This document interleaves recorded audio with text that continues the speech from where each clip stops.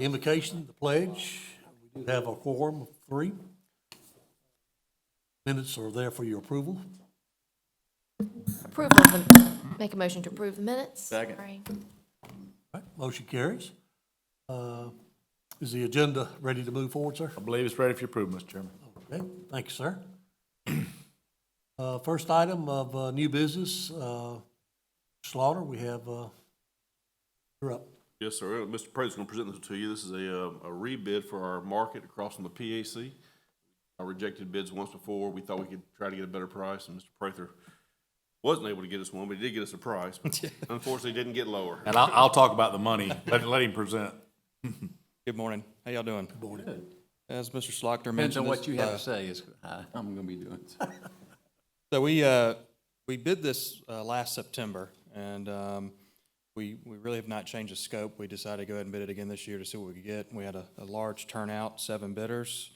All the prices are very close to each other, and as we assumed, me and my team guessed that it'd be about an 8% increase year over year. So bids last year were low, about 2.63, and this year they've gone up about $200,000.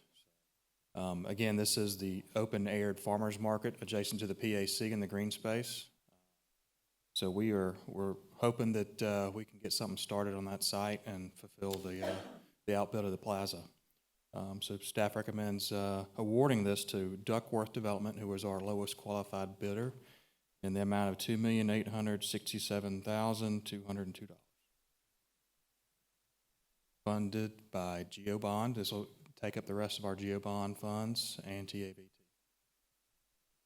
Mr. Johnson, will you give us a history one more time? Remind me, or Matt, we bid it 2-3 years ago and said, oh, it's over budget, never mind. And then we went back, do we redesign it? What was, remind me of the history of that. So this project in a whole was a parking lot and a farmer's market. It was designed way over budget. We fired the consultant, we went back, and we decided that we needed the parking lot as soon as possible to fulfill the parking lot needs for the PAC. We separated the project. We did the parking lot first. We came back and we would justify how big the scope would be for the farmer's market depending upon the size of the parking lot and its cost. So in reality, we could have downsized this. I mean, if we want to turn this into an open-air pavilion, we can get it in budget. But I think what the vision was and what's needed over there is more than that. And with the cost of the parking lot, the money that we had in the bond was just not sufficient with today's construction prices. It's just gonna take additional funding for us to be able to build this. And like I explained to Mr. Prather when he brought this back, when we were watching the bids, this is just a matter of whether or not the commission wants to move forward with the project or not. It is a GO bond project. We got to build something there.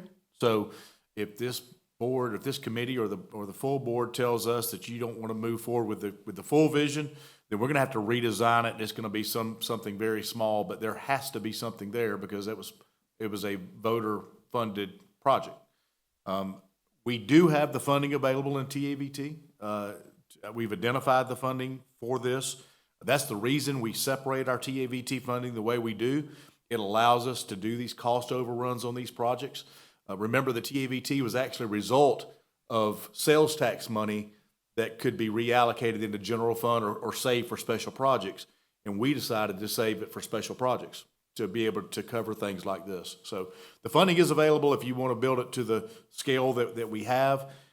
Staff feels like that's the right vision, but at the end of the day, it's up to the board. And when we redesigned it? We redesigned it a little bit, but it's pretty much exactly what we had before. I think we did some value engineering on it a little bit, but again, it's pretty much the same size as the original structure. What was the original bid a couple of years ago?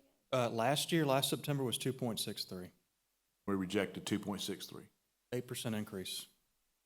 Well, it's not gonna get any cheaper.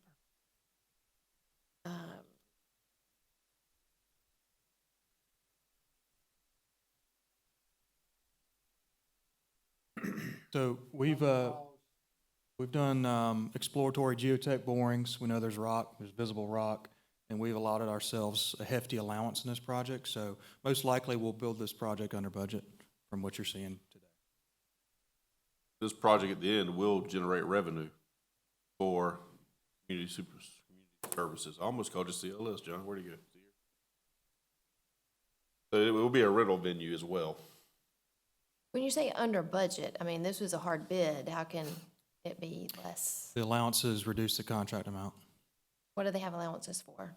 Unforeseen A general, holes or just whatever, okay. general allowance, yes, for rock, for unforeseen conditions.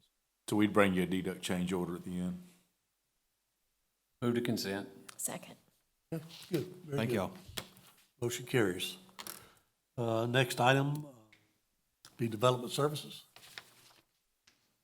All right, the first item I have for you, the variance request from LN Wine and Liquor doing business as Hot Shot.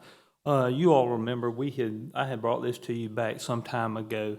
The owner of the property was having a little bit of issues with the contractor getting this project built out on time. L&N has gotten caught up in that with the contractor not hitting the target dates that he was supposed to hit.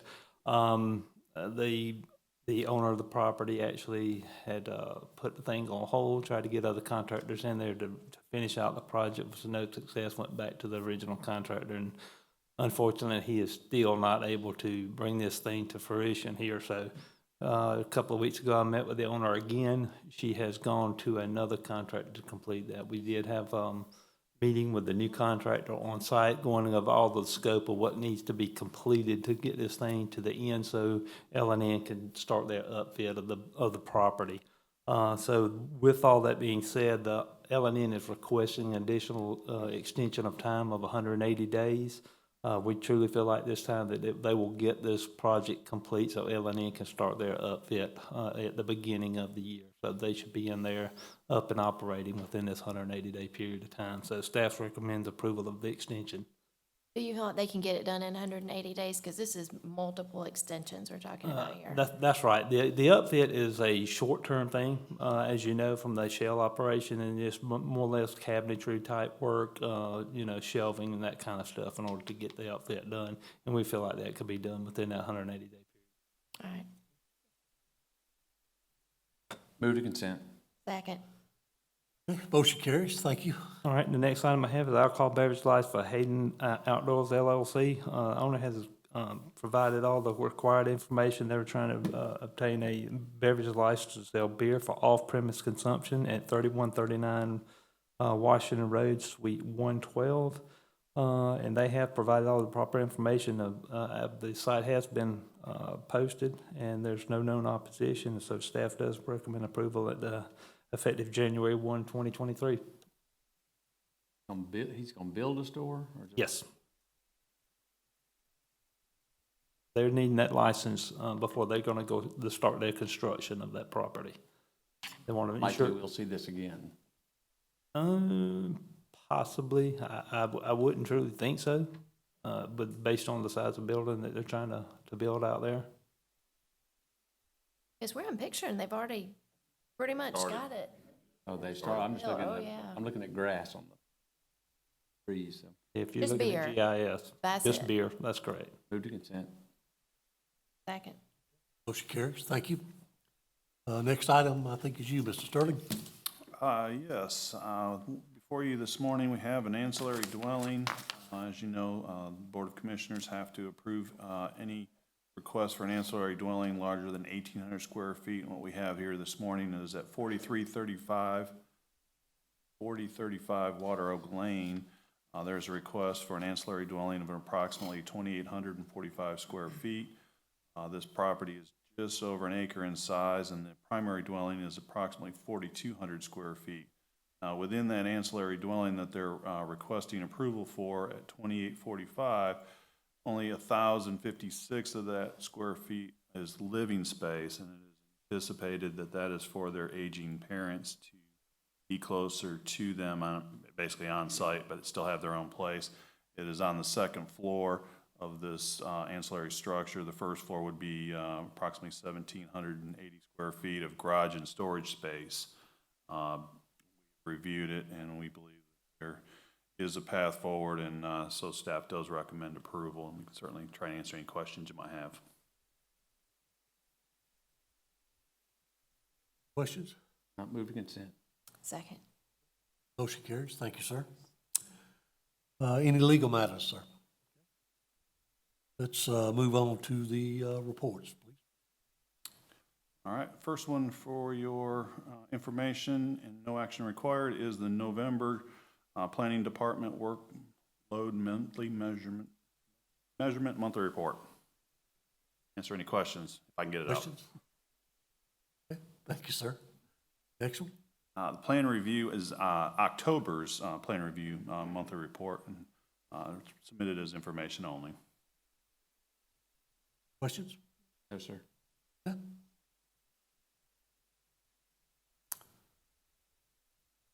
All right, and the first one report, yes. we have is, Development Service 2021, 2022, November monthly report, and a copy of that's posted for your information. No actions required. Questions? All right, the next one we have is the November financial report, and a copy of that's for your information. No actions required on that. Questions? And the last one we have, the temporary event alcohol permits issued, month of November. No actions required on that. All right, any questions? No, sir. Thank you, sir. Any questions or comments by commissioners or the public? Being none, there is no executive session. We'll adjourn at 10:21.